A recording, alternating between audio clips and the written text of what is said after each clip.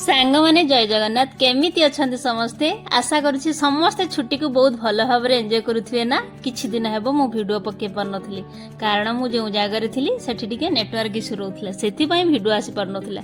सांग माने मु किछि नुवा जिंस किबा भल जगह को बुलिया पई गले ना मन रे भावना थाए कि मु एक्का काहे कि से जिंसटा देखिबी मो सह जदी मो घर लोक किबा मते जानिथिबा भल पाउथवा लोकन सहित सेही मुहूर्त को अनुभव करै पारंती तेबे मते भी बहुत खुशी लागंता।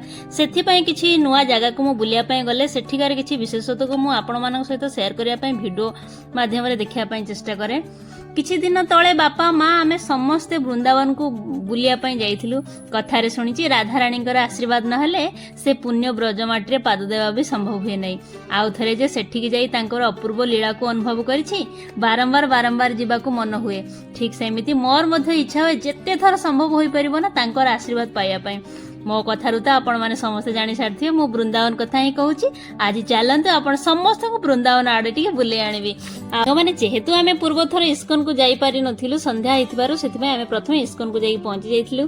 आ मु सा सुनिची इस्कन मंदिर रो संस्थापक स्वामी श्री प्रभुपाद जी आयुर्वेदिक जड़ीबूटी बनौथिले सेति पई झांसी रो आयुर्वेदिक कॉलेज को से जिबा आसिया करंती प्राय टाइम रे। आ से चिंता करथिले जे इस्कन मंदिर रो स्थापना से वीरभूमि झांसी रे करिया पई किंतु किछि लोक माने विश्वासघातकता करिकि से मंदिर नाम को निज ना रे करनेथिले। सेथिपई से सेठु पळे आसकी वृंदावन पळे आस्तिले। एठी से 16 वर्ष प्रभुपाजी रहितिले।